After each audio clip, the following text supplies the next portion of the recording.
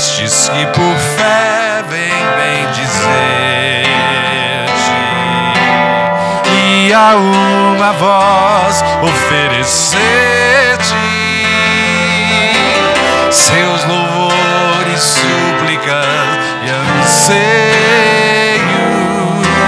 Tu és o Senhor de toda glória, hoje e sempre como foste outrora. No correr da história, revelando teu amor, Deus bendito, Rei e Salvador. Deus bendito, Rei, Salvador.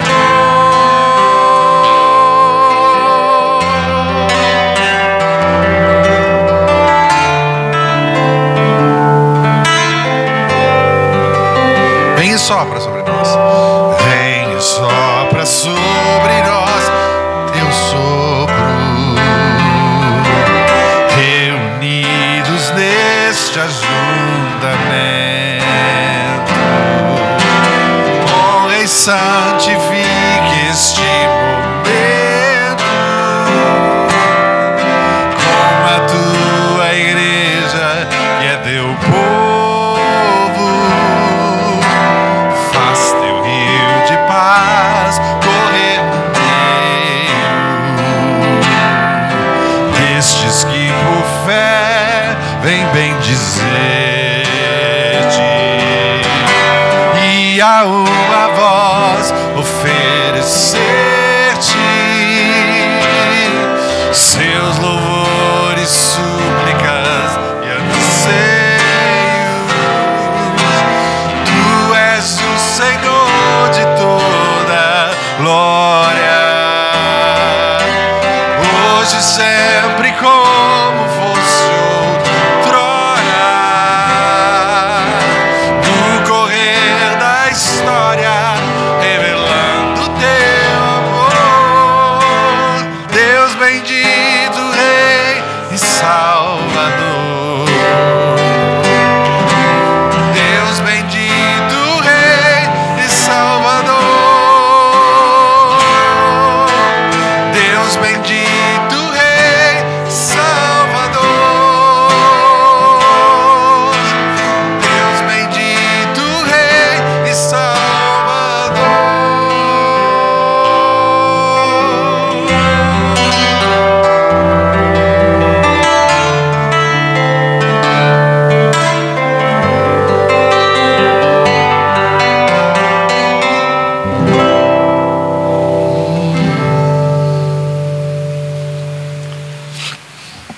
Tempos atrás, assistindo um programa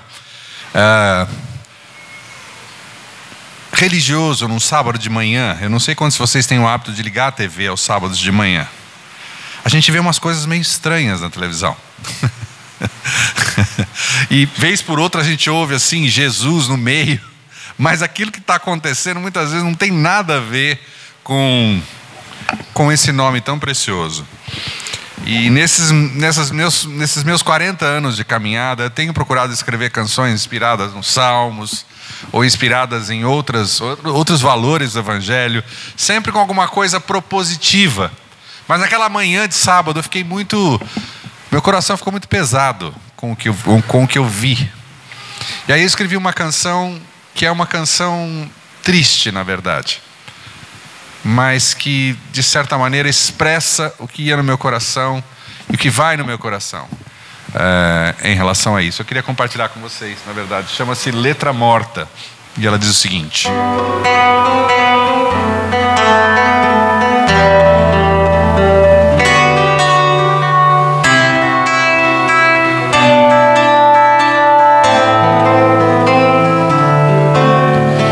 está no livro, está no templo, mas não está no coração. Está no grego, está no hebraico, mas não se fez encarnação. Está na forma, está nas formas, mas Deus do céu, como serão os dias que estão por vir? debaixo de tanta opressão. Está na letra, está na lupa, e lá se foi a compaixão. Está nos lábios, está na lábia de quem há muito já não tem noção. Dos desvarios vão os desvios, da estupidez da ostentação, em olhos que não querem ver, e a sua própria condição. E a lábia é falsa, e os lábios tremem, e a lupa aumenta, e a letra mata, e a língua é pobre, e o livro fecha, e o templo é pedra. E a lábia é falsa, e os lábios tremem, e a lupa aumenta, e a letra mata, e a língua é pobre, e o livro fecha, e o templo é pedra. Está no livro, está no templo, mas não está no coração. Está no grego, está no hebraico, mas não se fez encarnação. Está nas formas, mas Deus do céu como serão os dias que estão por vir, debaixo de tanta opressão. Está na letra, está na lupa, e lá se foi a compaixão. Está nos lábios, está na lábia de quem há muito já não tem noção. Dos desvarios vão os desvios, da estupidez da ostentação, em olhos que não querem ver a sua própria condição. E a lábia é falsa, e os lábios tremem, e a lupa aumenta, e a letra mata, e a língua é pobre, e o livro fecha, e o templo é pedra. E a lábia é falsa, e os lábios tremem, e a lupa aumenta, e a letra mata, e a língua é pobre, e o livro fecha, e o templo é pedra.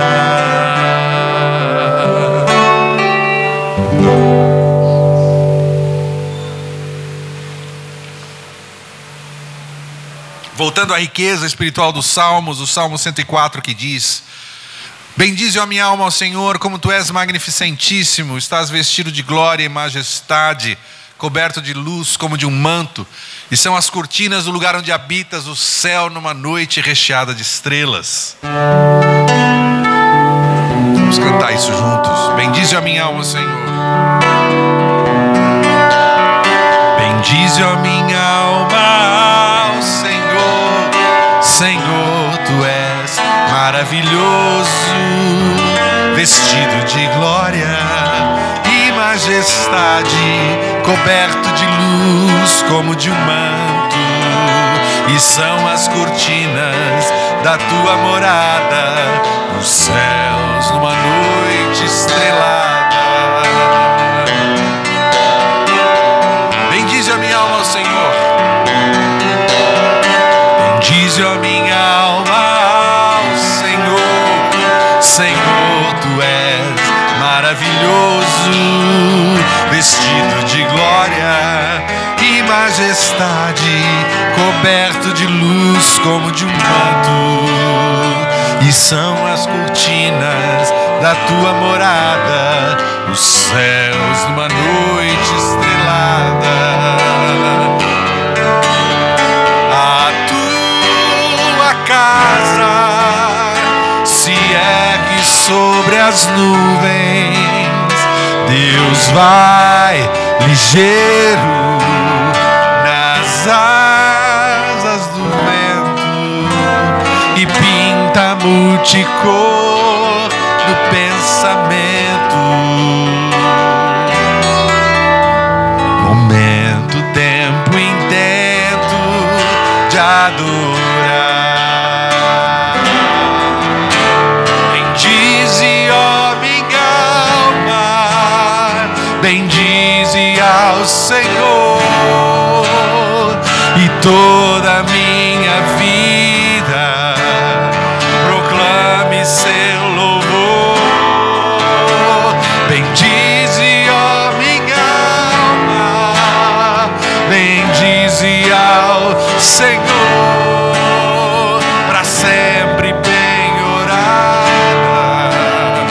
ao seu imenso amor. Vocês bendizem, bendize, ó minha alma, bendize,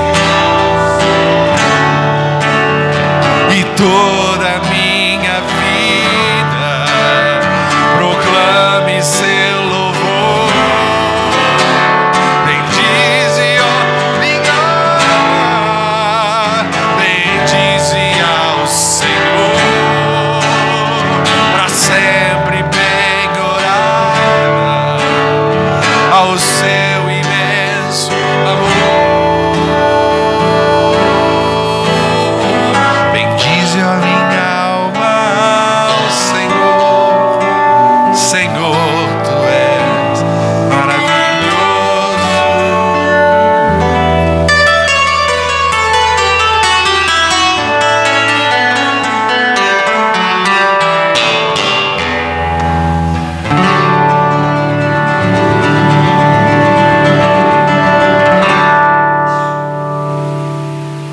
Ainda nessa tradição maravilhosa dos Salmos, uma canção inspirada no Salmo 63 que diz: porque a tua graça é melhor que a vida, por isso os meus lábios te louvam e em teu nome levantarei as minhas mãos.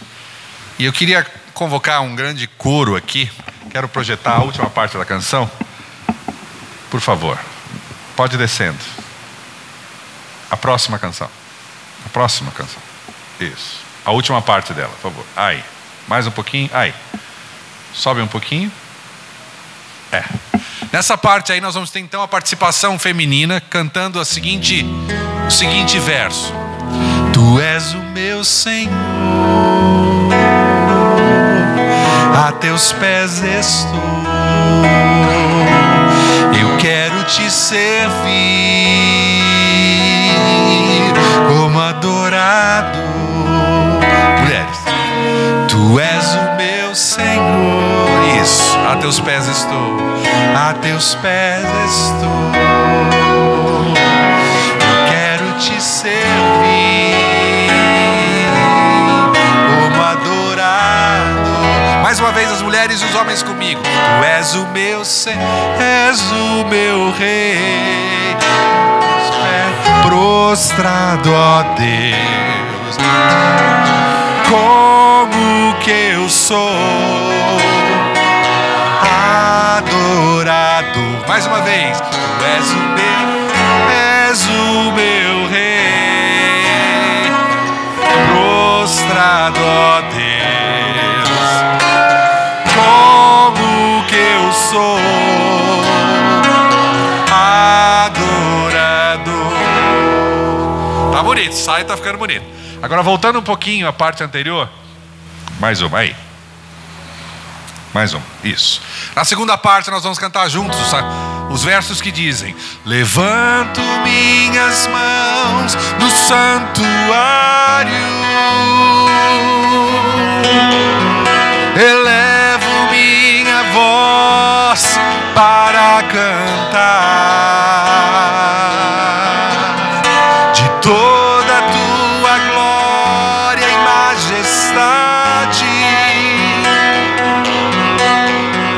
e graça que me fazem declarar. Mulheres, tu és o meu Rei, prostrado, ó Deus, como que eu sou adorado. Lindo, tá ficando mais bonito ainda. Agora vamos do início. Vocês nunca viram isso, né? Começar a aprender a música de trás para frente. Mas é que como tem essa divisão de vozes no final, a gente começa pelo final. Muito bem. O início diz assim: esta canção é só para ti, tu és o motivo primeiro do meu louvor, da adoração, do meu amor mais sincero. Levanto minha... E aí a gente vai embora, tá bom? Então agora que está tudo ensaiado, quero pedir para que nós fiquemos em pé. E vamos entoar esse salmo com alegria no nosso coração, com reverência. E vamos nos unir às vozes de tantos homens e mulheres na história da fé que entoaram essas palavras. Porque tua graça é melhor que a vida, os meus lábios te louvam e em teu nome levanto as minhas mãos.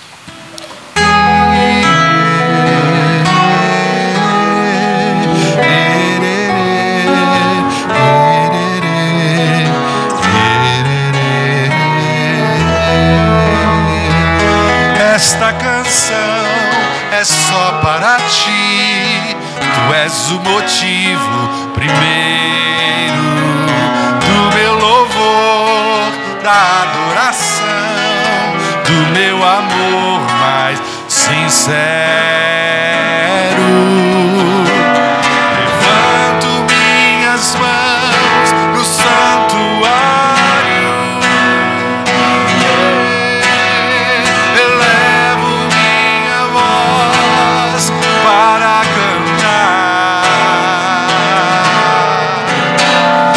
toda a tua glória, majestade e graça que me fazem declarar: tu és o meu rei, a Deus prostrado, ó Deus.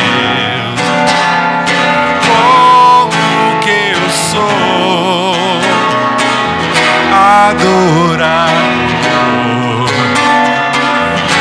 és o meu rei, prostrado a Deus. Como que eu sou, como adorador. Levanta as minhas mãos no santuário.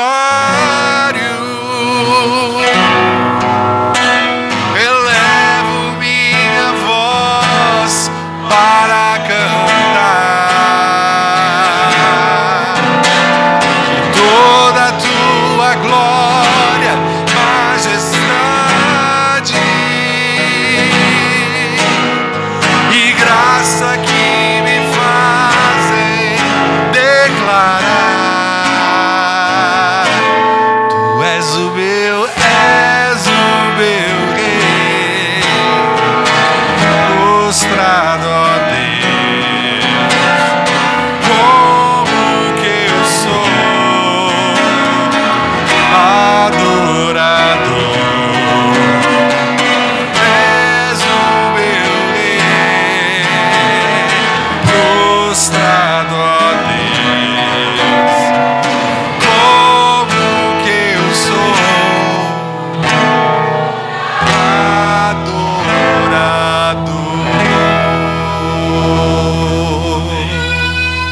Podem sentar.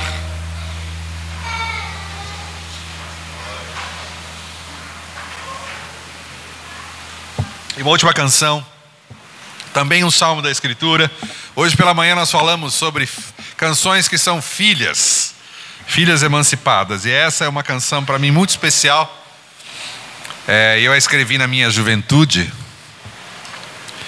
Eu era um garoto de 21 anos. E eu me lembro que eu sentei no tapete da sala de estar, numa noite durante a semana, e abri a Escritura e me deparei com esse salmo da Escritura. E eu me lembro que as palavras do salmo me tocaram profundamente, me levaram às lágrimas naquela noite, à medida em que essa melodia ia nascendo. E hoje, todas as vezes em que eu penso naquilo que a Escritura chama de primeiro amor, o meu coração retorna àqueles minutos, àqueles momentos na sala de estar, como como um símbolo, como um sinal, como uma referência de valores, de sentimentos, de propostas que me são tão caras e que devem estar presentes na minha e na sua vida constantemente, né? Então, para mim, próxima canção.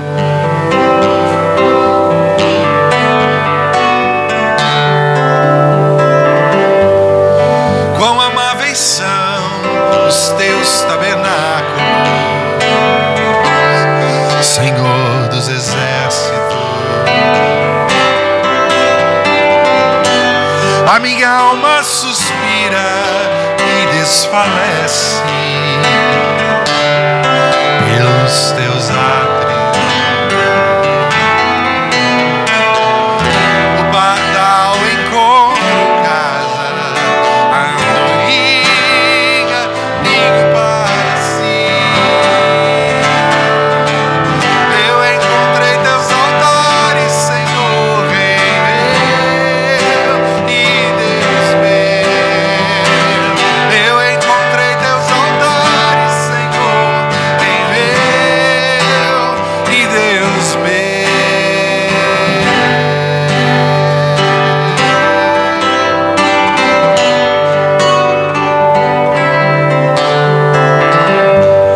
Bem-aventurados aqueles que habitam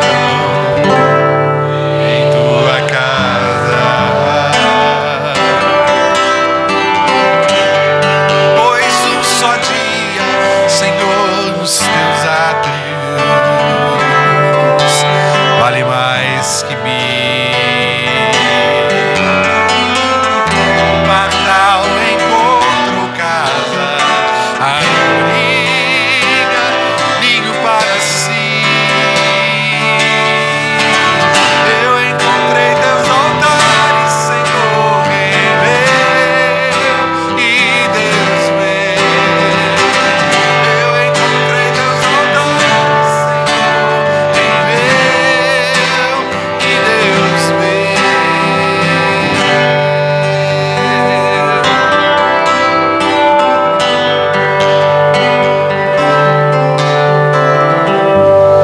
Pois o Senhor é sol e escudo,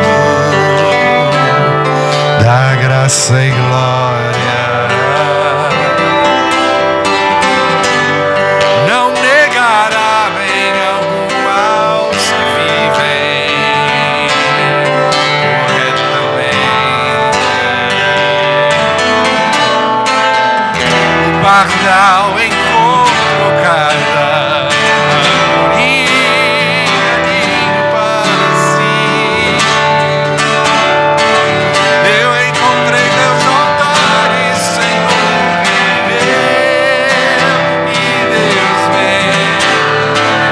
Eu encontrei teus altares, Senhor, Rei meu e Deus meu. A última vez. Eu encontrei teus altares, Senhor, Rei meu e Deus meu.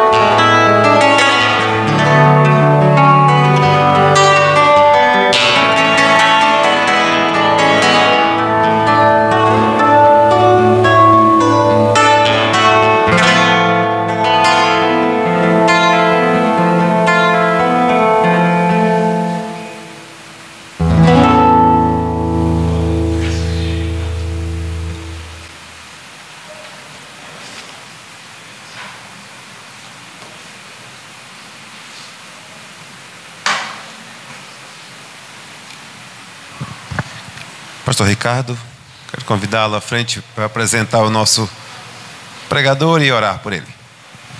Meus amados irmãos e irmãs, eu quero saudá-los com a graça e a paz do Senhor Jesus. Amém. Coisa boa, muito bom estar aqui com os irmãos.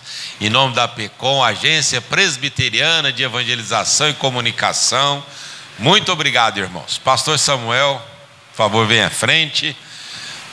A APECOM, um dos projetos que ela realiza tem a ver com esses congressos, né? Tanto o congresso nacional quanto os congressos regionais. E nós temos a bênção de Deus de estarmos aqui desde ontem. E o pastor Samuel, ele sempre nos acompanha também nos congressos, tanto nacional quanto os congressos regionais. E nós estamos replicando o tema que nós abordamos no Congresso Nacional, que é coragem, não me envergonhe do Evangelho. E o pastor Samuel aceitou o nosso convite. Eu quero agradecer desde já e quero pedir que nós oremos por ele e toda a sua família. Curva a sua cabeça, feche os seus olhos, vamos conversar com Deus. Graças te damos, Senhor, pelas inúmeras manifestações do teu amor para conosco. Muito obrigado por tudo que já aconteceu aqui nesta noite, Senhor. Ó Deus, a oportunidade de cantar louvores ao teu nome. E agora, Senhor, ouvir a palavra do Senhor e assim crescermos no conhecimento e na graça do Senhor, para que, ó Deus, através do teu Espírito Santo em nós, sejamos mais parecidos com Jesus. Amém. E assim cumpramos a nossa missão, que é honrar e glorificar o teu nome. Abençoa, Deus, o teu servo, pastor Samuel, toda a sua família. Nós oramos em nome de Jesus. Amém e amém, Senhor. Amém. Obrigado. Meus queridos, eu queria, nessa palavra final, essa noite a gente vai estar viajando de volta para Anápolis, mas eu queria expressar minha gratidão a algumas pessoas. Primeiro, eu queria agradecer ao pastor Bruno por estar me acolhendo aqui na igreja dele, permitir que a gente possa estar ministrando o Evangelho. É uma bênção e um privilégio. Queria agradecer também ao pastor Roberto, presidente do Sínodo, que tem sido sempre um companheirão, e um cuidado muito grande por minha vida. Muito obrigado, Roberto. Eu me sinto muito amado por você, tá? Queria agradecer também ao pastor Ricardo Mota pelo carinho dele para comigo também, na liderança da APECOM, um órgão extremamente importante, uma autarquia da Igreja Presbiteriana do Brasil, e ele tem feito esse trabalho exaustivo em todos os lugares, na tentativa de propagar o Evangelho. E sou muito grato a Deus com um grupo que veio comigo. Eu estou aqui com o Luciano, que é um membro da minha igreja, o Toninho, que é meu presbítero e que sempre caminha comigo, gosta muito de viola, gosta de tocar muita música bonita, né? Eu imagino que o Toninho deve estar apreciando demais aqui, estar com o Jorge Camargo hoje ouvindo aqui, porque ele é amante da música. E o Felipe, que está com a gente também. Obrigado, Felipe, pela presença aqui. Jorge, eu queria dizer a você, rapaz, que você tem sido para a minha vida uma fonte de muita inspiração desde a minha mocidade. E essa música sua, que você cantou no final agora, é uma das músicas de inspiração da minha alma há muito tempo. E parece que ela esquece de envelhecer. Deixa eu dizer uma coisa para vocês. Eu ando com uma birra com música brasileira, e não só música brasileira, mas com música evangélica brasileira. Porque a produtividade de música que nós temos no Brasil é ruim demais. A produção de música que nós temos é ruim demais. Ela reflete um pouco da nossa cultura, né? Eu simplesmente não aguento mais essas músicas ruins. E quando o Jorge traz o material dele aqui para vender e traz o seu pendrive aqui, eu falo, rapaz, que bênção poder passar por um lugar tão bonito como esse, na beira do Tocantins, ouvindo as músicas de Jorge Camargo. Sua história pode ser mudada, meu irmão, né? Eu tenho um excelente músico da minha igreja, que é amigo do Jorge também, que é o Josimar Bianchi. E há um tempo atrás minha esposa começou a ficar com crise. Ela com ciúme do Josimar Bianchi, porque o Josimar tem várias composições, canta muito bem também. Ela diz, você anda ouvindo mais o Josimar Bianchi do que a mim, né? Porque eu sempre que entrava no carro eu colocava um CDzinho dele, um pendrive, né? E eu queria, meu querido, que a sua esposa também ficasse com ciúme de você ouvindo o Jorge Camargo, mas leve o material dele. Não é para abençoar o Jorge só, não. É para abençoar a sua vida, porque você vai ser muito abençoado com esse material dele, tá? Bem, eu queria continuar hoje, à noite, falando do assunto que nós iniciamos ontem, porque o tema nosso é, eu não me envergonho do Evangelho. Mas o meu desafio, o desejo do meu coração é tentar mostrar um pouquinho o que é Evangelho. Tentar explicar um pouquinho o que é Evangelho. Porque se você não se envergonha do Evangelho, mas não sabe o que é Evangelho, fica bem complicado. E uma das coisas mais complexas que nós temos hoje é que não se prega o Evangelho no Brasil. Não se prega o evangelho nas igrejas ditas cristãs e nem mesmo se prega o evangelho em igrejas evangélicas. Que sofrimento é esse? Que tristeza é isso? O resultado é que nós temos púlpitos esvaziados, falando de um monte de coisa que a Bíblia não autoriza a gente a falar, e pouco tem sido dito do evangelho.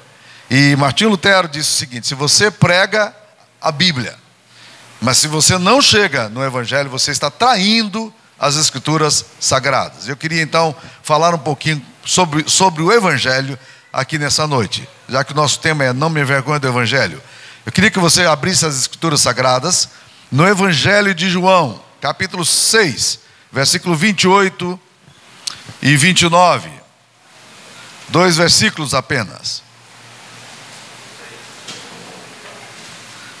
João capítulo 6, versículo 28 e 29. Vamos lá. Vamos ler juntos? Dirigiram-se, pois, a ele, perguntando: que faremos para realizar as obras de Deus?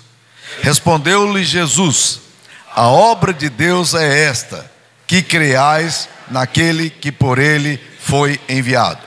Meus queridos, existem 3 perguntas na Bíblia que, na verdade, direcionam para um ponto, convergem para um único ponto. E essas perguntas são essenciais para a sua vida.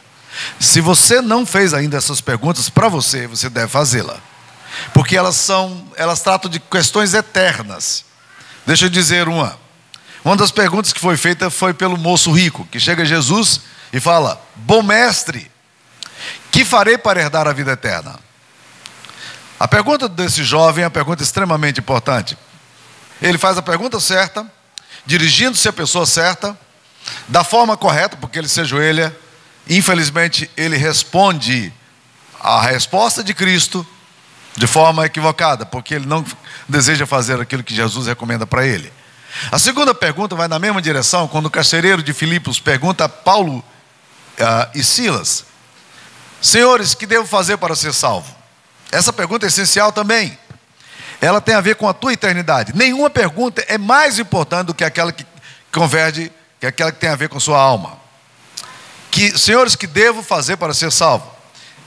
A palavra de Deus diz que eles responderam: crendo no Senhor Jesus, será salvo tu e tua casa. A promessa é para você e a promessa é para sua família. Embora a pergunta dele tenha sido feita no singular, a resposta é plural. Eu quero abençoar não apenas você, mas quero abençoar a sua família. Se você crê em Jesus, você vai ser salvo e a sua família vai ser alcançada. Essa é uma bênção maravilhosa. A terceira pergunta vai nessa mesma direção, converge no mesmo ponto. Chegaram a Jesus e perguntaram-lhe: que faremos para realizar as obras de Deus? Essa pergunta é fundamental. O que eu devo fazer para realizar as obras de Deus? Essa é a pergunta que está sendo feita a Jesus. E aí, meus queridos, quando essa pergunta é feita, você presta bastante atenção para ouvir o que o mestre vai dizer. E Jesus frustra a gente. Ele frustra aquelas pessoas e ele frustra você, porque ele diz o seguinte: a obra de Deus. Porque a pergunta era: o que nós vamos fazer para realizar as obras de Deus? Ele diz: a obra de Deus é uma só. Não tem obras, tem uma só. A obra de Deus é esta: que creiais naquele que por ele foi enviado. A obra de Deus não é fazer para Deus. A obra que Deus espera de você é crer nele. Não surpreende você? Se as pessoas me perguntarem, e muitas vezes elas me perguntam: pastor, o que eu faço para ser uma pessoa de Deus, para seguir as coisas de Deus? Em geral, as respostas da gente são muito diferentes da resposta que Jesus Cristo dá. Por isso nós precisamos aprender com Jesus. Porque a resposta da gente vai ser assim: olha, você precisa ler mais a Bíblia. Você precisa orar mais. Você precisa dar melhor testemunho. Você precisa frequentar uma igreja. Não seriam essas respostas que a gente daria? As respostas da gente, normalmente, a essas pessoas sinceras, que querem agradar a Deus, mas não sabem o que fazer, normalmente as respostas da gente vão na direção do que você pode fazer. Mas Jesus não diz do que você pode fazer. Ele diz da única coisa que você pode fazer, que é crer naquele que por ele foi enviado. É crer naquilo que eu fiz. A obra de Deus não é fazer algo. A obra de Deus é receber o que Deus fez por você. Para Deus. Mas a obra de Deus é aceitar o que Deus realizou para você. Isso não parece estranho? Isso não é contracultural? Isso não vai contra tudo que normalmente nós fazemos?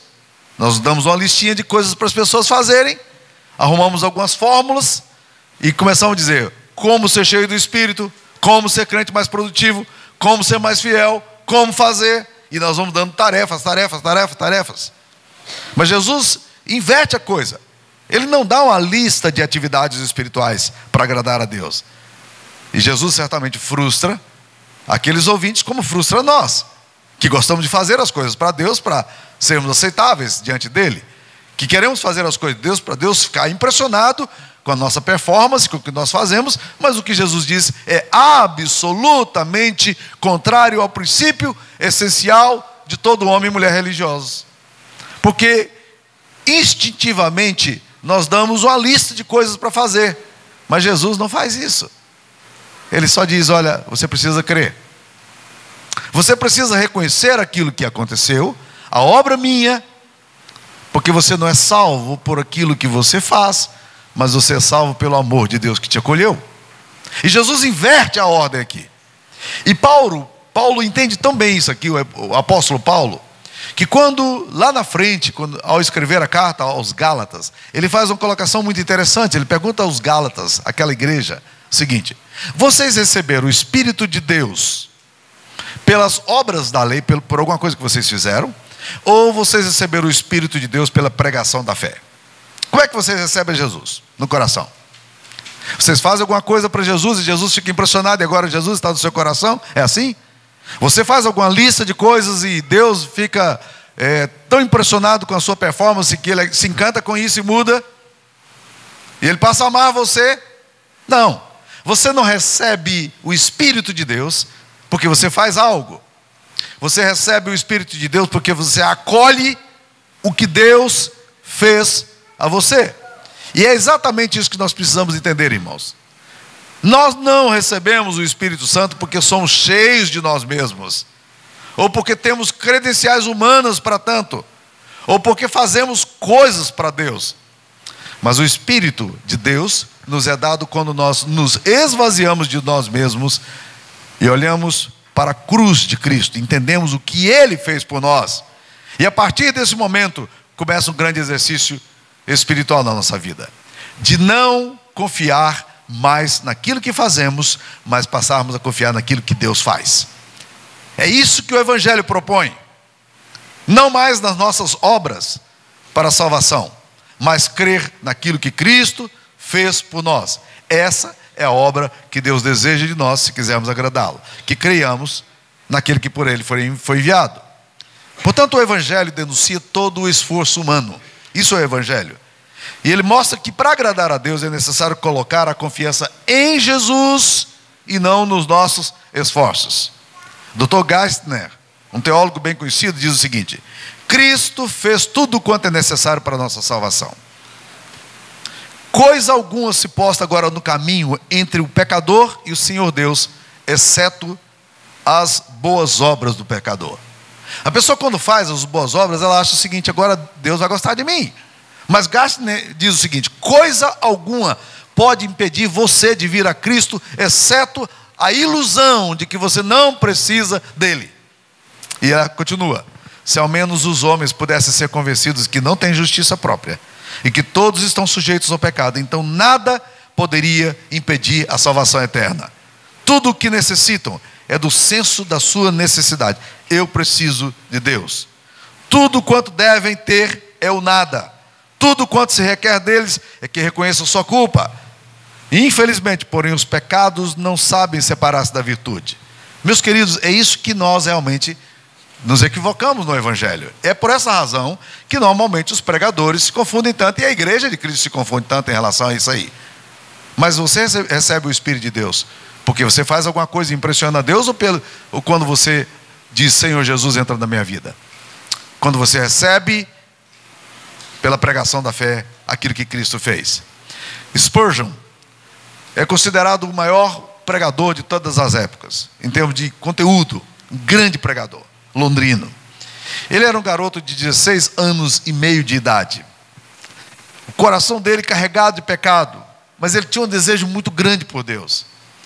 E tudo que ele ouvia, ele disse, não me infundia segurança. Ele falou que se um pregador dissesse para ele que ele deveria levar uma surra de chicotes para ganhar o céu, ele teria feito isso. Se alguém tivesse dito, você tem que andar 100 quilômetros descalço e a pé, ele disse, eu faria isso aí, contanto que soubesse que isso agradava a Deus. Um dia, com 16 anos e meio de idade, ele entra num pequeno templo evangélico e havia um homem leigo, não era um pastor, era um membro da igreja, pregando. Era um culto no meio de semana e ele diz, não havia mais do que 8 pessoas no templo. E o pregador abriu um texto de Isaías, texto desconhecido da maioria de nós, que diz o seguinte, olhai para mim e sede salvos, vós todos os termos da terra. O leigo, pregando a palavra, expondo a Bíblia, começou a explicar o texto da forma mais simples possível. Ele diz, não é preciso levantar a mão, nem mexer o pé, coisa alguma precisa ser feita, basta olhar para o Cristo crucificado. No caso de muitos, o problema é que olham para si, diz Spurgeon. Mas o texto diz, olhai para Jesus, este é o convite da palavra. Anos mais tarde ele diz, naquela hora, minha alma foi invadida pela realidade da graça de Deus. Eu olhei para a cruz de Cristo, onde ele foi traspassado pelos meus pecados. Eu o vi carregando o peso das minhas culpas sobre si e percebi que tudo o que eu precisava fazer, Jesus já tinha feito por mim. Jesus está tocando aqui numa coisa seríssima, meus queridos. É a tensão nossa de realizar as coisas de Deus. Eu sei que você tem desejo de realizar as coisas de Deus e que eventualmente você fala, o que eu preciso fazer? Mas o fato é que muitos cristãos ainda vivem hoje sob o peso constante da condenação. Porque quando a base da nossa atividade cristã depende de algo que vem de nós, na nossa força de vontade, nossa determinação, nossa capacidade espiritual, então não há como escapar do senso de culpa. Porque você olha para você e você percebe que você não fez o que era suficiente. Então, essa atividade frenética leva à exaustão e leva ao cansaço. Eu fico tentando fazer as coisas para Deus, impressionar a Deus. Mas a Bíblia nos diz uma coisa bem diferente disso. Ela nos diz que Deus já nos ama. E nada do que fizermos ou deixarmos de fazer vai modificar o fato do amor de Deus por nós. A base das nossas obras deve ser nossa gratidão, porque Deus já se agradou de nós em Jesus. E nós não precisamos tentar convencer a Deus de que Ele precisa se agradar de nós. Há um tempo atrás, eu comecei a pregar muito sobre a graça na minha igreja, em Anápolis. Havia uma senhora muito querida, já falecida, esposa de um presbítero, que ela um dia chegou para mim, na porta da igreja. Ela era muito querida. Ela me abraçou, como ela sempre fazia, com muita ternura. E ela disse assim, pastor,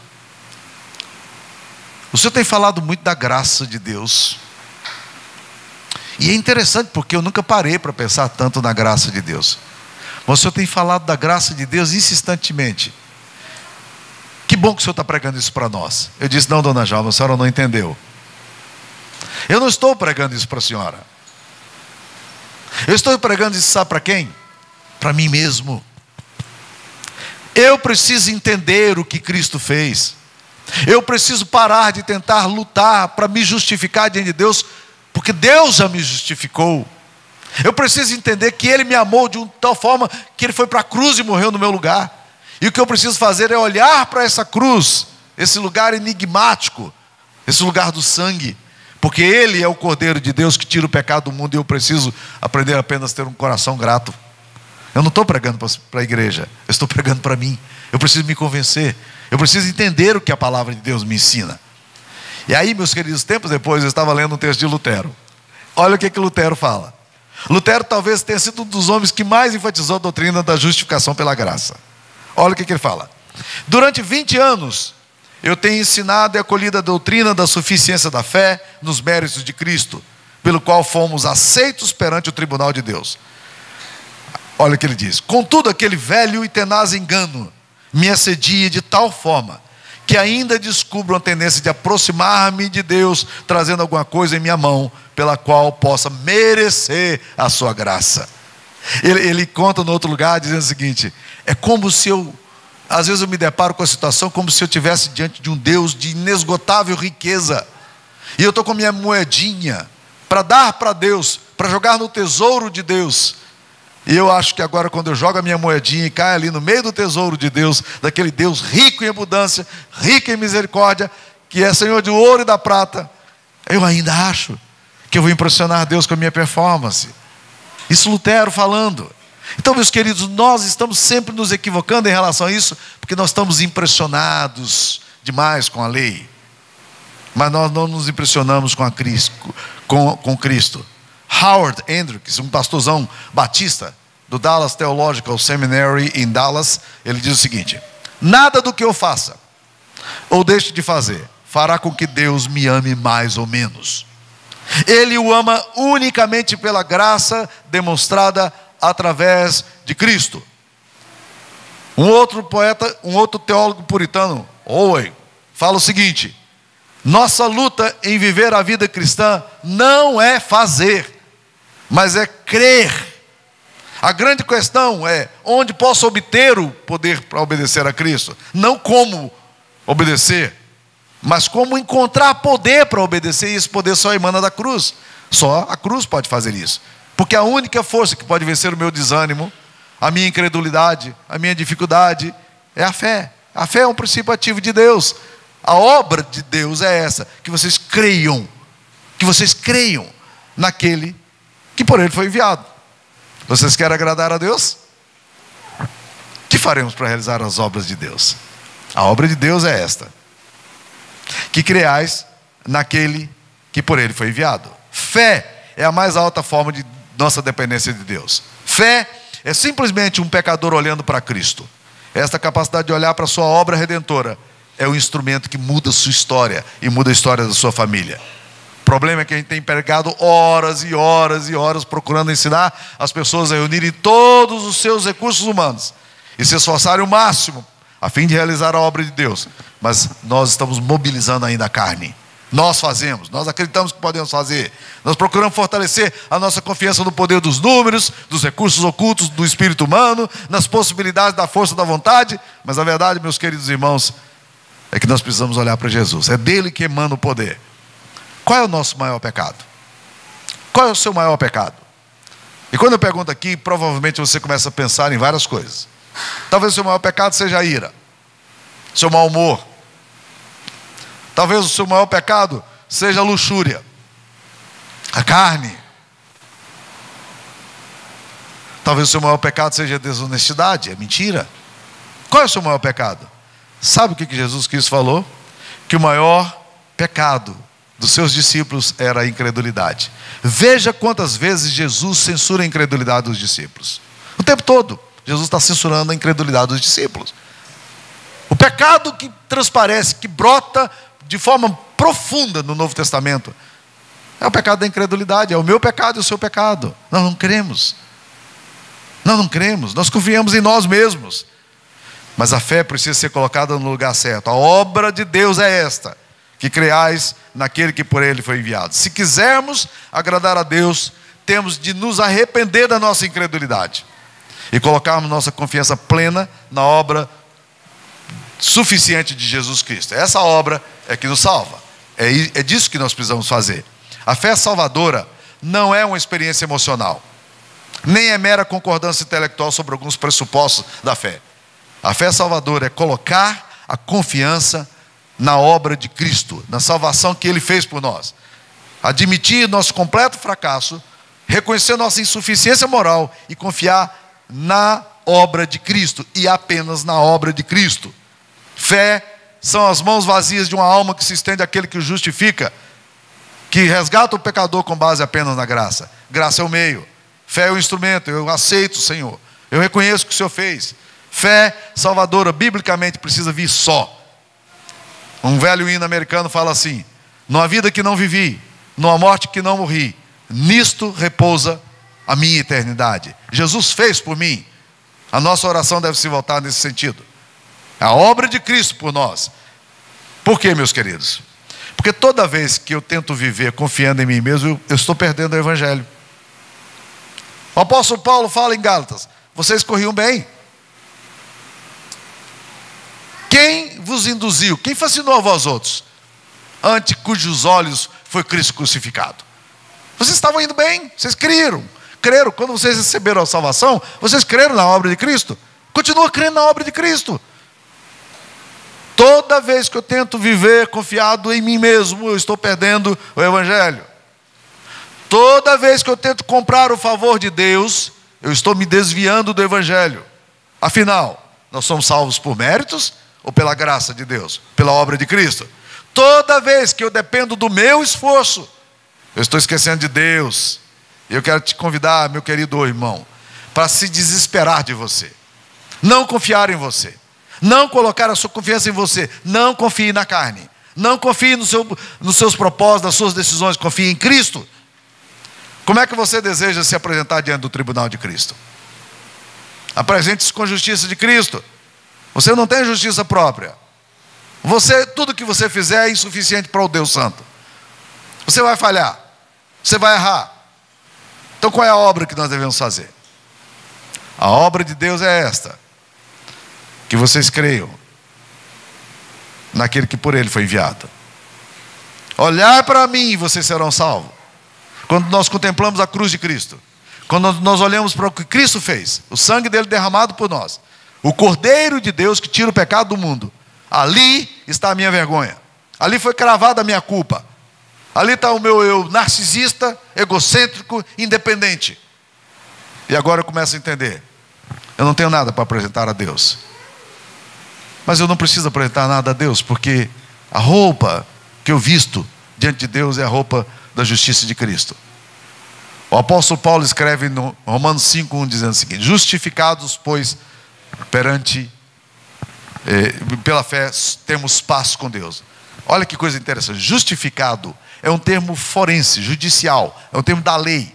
Paulo está dizendo: o juiz santo, ele me justificou. Quando você vai estudar a palavra de Deus, você percebe uma coisa interessante. Há um tempo atrás eu estava lendo esse texto de Romanos 4 e me surpreendi com uma coisa curiosa. O texto de Romanos 4, você deveria lê-lo numa linguagem um pouco mais acessível, que facilitaria. Mas ele diz assim: como é que Abraão, nosso pai, alcançou a salvação? Ele começa exatamente com essa pergunta: como é que foi que Abraão conseguiu chegar diante de Deus e ser aceito diante de Deus? Ele fez alguma coisa que impressionou a Deus? Mas olha lá, aí ele cita Romanos 4:2. Porque se Abraão foi justificado pelo que ele fez, pelas obras, então ele tem de se gloriar diante de Deus. Mas o que diz a Bíblia? Abraão creu. Abraão creu. Foi a fé. Foi olhar para a obra de Deus. E isso lhe foi imputado para a justiça. Ora, ao que trabalha, o salário não é considerado como favor e sim como dívida. Ele está dizendo o seguinte: gente, quando você chega ao final do mês e você recebe o seu contra-cheque, você acha que o seu patrão está sendo justo ou está sendo gracioso com você? A resposta óbvia é: ele está sendo justo. Foi o preço combinado. Eu tenho um salário, ele precisa me pagar. Injusto seria não pagar. Ele me paga. Não há graça aqui, há justiça. Mas Abraão, a Bíblia diz que Abraão não recebeu salário, porque ele não trabalhou para isso. Ele creu. Isso lhe foi imputado por justiça. Aí ele cita um texto interessante de Davi, dizendo assim: é assim também que Davi declara ser bem-aventurado o homem a quem Deus atribui justiça, independentemente daquilo que ele fez, das obras. A justiça que Deus atribui, ela é independentemente daquilo que você faz. Porque quem atribui justiça a você é Deus, através de Cristo, da obra de Cristo. Presta atenção aqui, então nós temos duas coisas bonitas. Primeira coisa, Davi está falando: que coisa maravilhosa, bem-aventurado aqueles cujas iniquidades são perdoadas e cujos pecados são cobertos. Imagina a situação absolutamente esdrúxula. Você descobriu que você teve uma falência financeira. No Brasil não existe uma coisa na lei, mas lá nos Estados Unidos tem, você declara uma falência pessoal. Eu fali. Então você chega para o banco e você declara falência. Não é só a empresa que declara falência. O indivíduo pode declarar falência. Eu declaro falência. E quando ele chega e declara falência, ele não pode pagar. Mas imagine que você chega no banco, você está devendo muito dinheiro, e você chega lá para o gerente, e o gerente olha a sua conta e diz: cara, eu estou querendo pagar, mas não dou conta, não consigo. Eu não tenho recurso para pagar. Imagine a situação esdrúxula. O seu gerente de banco dá uma coçada na cabeça, olha a situação sua e diz assim: rapaz, está difícil mesmo, rapaz. Essa conta sua é quase impagável. Mas eu vou fazer uma coisa para você. Eu vou zerar a conta. Você vai embora. Vai lá no sistema, puxa o sistema e coloca lá. Está tudo ok. Não tem saldo, não tem crédito, nem tem débito. Essa notícia seria uma notícia boa para você? Seria uma boa notícia? Por isso Davi fala: bem-aventurado aquele cuja iniquidade é perdoada. Deus perdoou, Deus zerou a conta. Que coisa maravilhosa, irmãos. Deus zerou a conta. Jesus pagou por você a culpa sua. O seu pecado, Jesus pagou. Você não tem mais nada devedor. Que coisa libertadora. É isso que a Bíblia nos ensina, gente. É isso que é evangelho. Mas aí, presta atenção no que o texto está nos dizendo aqui. Aí imagine que você está saindo, você só não está pulando de alegria, porque você não quer pagar mico, e você está saindo do banco alegre, porque, cara, eu não tinha como pagar, e eu agora estou livre, eu não tenho débito nenhum. Aí você está saindo, o gerente do banco chama: ei, vem cá. Eu falei: já sei. Eu sabia, estava bom demais para ser verdade. Senta aí. O gerente do banco bota você sentado e fala assim: cara, eu estava aqui pensando, rapaz, você vai começar a sua vida do nada, sem nem um saldinho na conta. Cara, eu vou dar um saldo para você aqui. Eu estou colocando aqui na sua conta 10 mil reais. Gente, essa situação é esdrúxula, viu? Porque a graça não vai atingir o banco não, viu? Só estou imaginando uma situação hipotética. 10 mil reais na sua conta, que tal? Que tal? É isso que o texto está falando, gente. Olha, Deus perdoou o seu pecado, Ele zerou a conta. Ele zerou a conta. E quando você está saindo com a conta zerada, você pode começar de novo. Deus chama você e diz assim: eu vou te dar uma outra coisa. Ele atribui justiça a você. Porque a palavra imputar justiça, que foi dita aqui, Abraão creu e isso lhe foi imputado por justiça. Abraão não tinha justiça nele. Ele não era um homem justo. É só ler a história de Abraão que você sabe que ele não era um homem justo. Você também não é uma pessoa justa. Nenhum de nós aqui é uma pessoa justa aos olhos do Deus Santo. Não. Mas Deus fez o quê? Deus pegou o sangue de Cristo e Ele lavou os seus pecados e disse: você tem justiça que eu dou para você. Você tem saldo positivo comigo. Não é um saldo zerado, é um saldo de justificado. Deus atribui para você o que você não tem. Deus imputa para você o que você não possuía.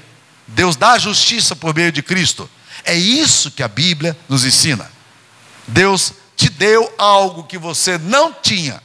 Deus perdoou seus pecados por meio do sangue de Cristo. E Deus deu mais.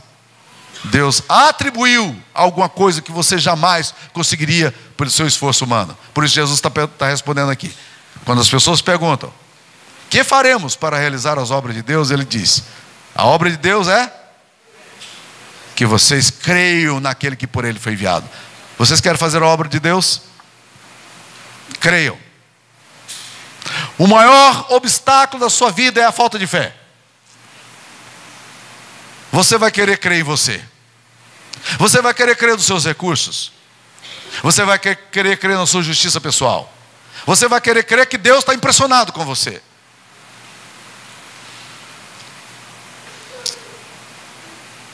Mas nada disso vale. As obras, para realizar as obras de Deus, Você não faz, você recebe. É isso que Jesus está ensinando. Deixa eu tentar concluir aqui agora. A história romana conta um caso de um oficial romano que é muito joia. Era um general, um homem muito sábio, riquíssimo. E ele tinha um escravo extremamente respeitado, chamado Marcellus. Marcelo era um homem da perfeita confiança daquele general. Tudo que ele fazia, aquele escravo chamado Marcellus fazia. Era um homem cuidadoso, íntegro, honesto, responsável com as coisas, de plena confiança daquele general. E aquele general só tinha um filho. E o filho era desequilibrado. O filho fazia tudo errado. O filho não conseguia resolver as coisas. O filho era perdulário. O filho era irresponsável. O filho não seguia a instrução. Pouco conversava com o pai. E o velho general, percebendo que seus dias estavam acabando, um dia chama o seu escravo Marcellus e diz: Marcellus, eu não posso deixar a riqueza que eu tenho para o meu filho. Eu não posso deixar, Marcellus, porque se eu deixar a riqueza que eu tenho, ele vai acabar em 2 anos. E ele vai ficar sem nada, Marcellus. Então é o seguinte, eu vou passar todos os meus bens para o seu nome. Vou te dar tudo o que eu tenho, exceto uma propriedade que eu vou dar para o meu filho. Mas eu sei que o que ele escolher, ele vai acabar logo. Porque ele não tem condição de gerir a sua própria vida. E chamou o filho para uma conversa final. O filho ali na frente dele, o velho general, olhando para o filho dele, disse: filhão, é o seguinte, eu estava pensando na sua situação, eu sinto que a morte está chegando, e eu decidi, meu filho, o seguinte: você não tem condição de gerir a sua história. E eu estou pegando tudo que eu tenho, e estou fazendo um testamento para o Marcellus. E você tem o direito de escolher de todas as propriedades que eu tenho, uma. Então você pense bem. Você pense bem, porque você vai poder escolher uma única propriedade que eu tenho, um único bem que eu tenho, só um. Você vai para casa e me traz a resposta o mais rápido possível, que eu vou fazer o testamento. O filho disse: pai, eu não preciso ir para casa para pensar no que eu quero. O senhor está me dizendo aí que o senhor vai me dar uma única propriedade, e que todas as demais propriedades serão do Marcelo. Então eu quero escolher uma propriedade, o único bem que o senhor tem. Eu escolho Marcellus. Porque pela lei romana, escolher o escravo era dele. Todos os direitos que o escravo tinha seriam dele. E ele diz: eu escolho Marcellus. É isso que a Bíblia nos diz sobre Jesus. Eu escolho Jesus. Tudo que Jesus conquistou na cruz é direito meu, porque Ele me deu. A justiça dEle, a misericórdia dEle, a graça dEle, tudo Ele me deu. A obra que eu tenho que fazer é uma só. Eu preciso crer naquele que foi enviado por Deus para me dar a redenção.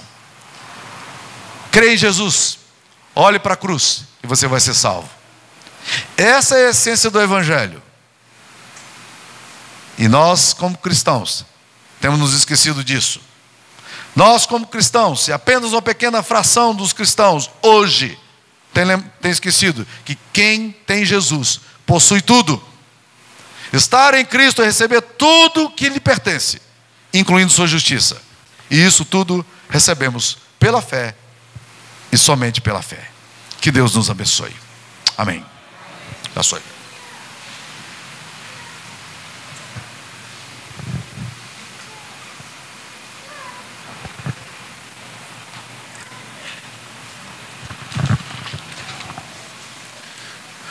Louvado seja o nome do Senhor. Eu quero convidar o reverendo Bruno à frente, por gentileza. O reverendo Bruno vai orar e vai impetrar a bênção. E na sequência nós queremos dar alguns avisos, correto? Pastor Bruno. Vamos nos colocar em pé, meus irmãos, vamos orar. Graças te damos, Senhor Deus Todo-Poderoso, Criador dos céus e da terra, Senhor das nossas vidas, amado de nossas almas. Te louvamos, Senhor, porque nos escolhestes antes da fundação do mundo, nos salvou, nos redimiu e nos colocou aqui, neste mundo, para servir ao Senhor, proclamando as verdades santas do Evangelho a respeito de Cristo, o nosso suficiente Salvador. Obrigado, Pai, que o Senhor possa usar a Tua igreja, que dos nossos lábios saiam essas verdades, as verdades redentoras, verdades de Cristo, aquele que morreu por nós, que deu a sua vida por nós, que nos resgatou do império das trevas para o reino do seu amor. E muito obrigado, Senhor, porque esse resgate nos trouxe a certeza de que um dia nós estaremos em casa, nós estaremos ao teu lado, vivendo para todos sempre, na eternidade, louvando e exaltando ao Deus Todo-Poderoso. É essa esperança que move o nosso coração, é essa certeza que nos faz viver aqui hoje, nessa jornada, olhando para a eternidade, olhando para frente, olhando para o autor e consumador da nossa fé. Obrigado, Pai. Essa é a oração que te fazemos com alegria em nosso coração, em nome de Cristo, o nosso Redentor, em nome daquele que era, que é e que há de vir. É em nome dele que nós oramos. Amém e amém. Receba a bênção, irmãos. Que a maravilhosa graça do nosso Senhor e Salvador Jesus, que o amor de Deus, nosso eterno, amado e soberano Pai, e as consolações do Divino Espírito Santo sejam com vocês, queridos, e com todo o povo de Deus, hoje e para todos sempre.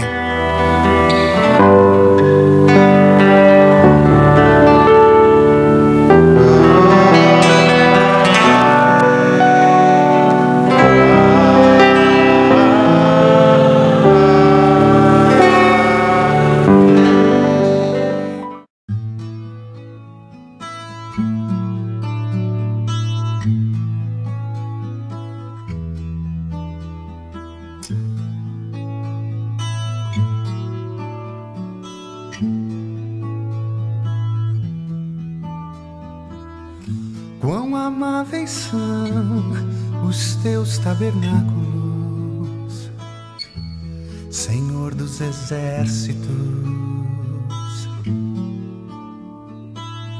A minha alma suspira e desfalece pelos teus átrios. O pardal encontrou casa, a andorinha ninho para si. Eu encontrei teus altares, Senhor, Rei meu e Deus meu. Eu encontrei teus altares, Senhor, Rei meu e Deus meu.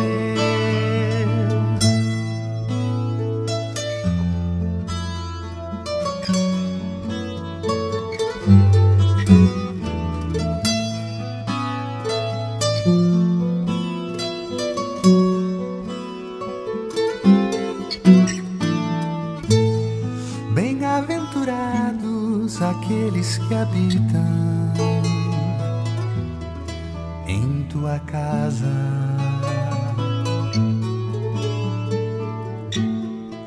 pois um só dia, Senhor, nos teus átrios vale mais que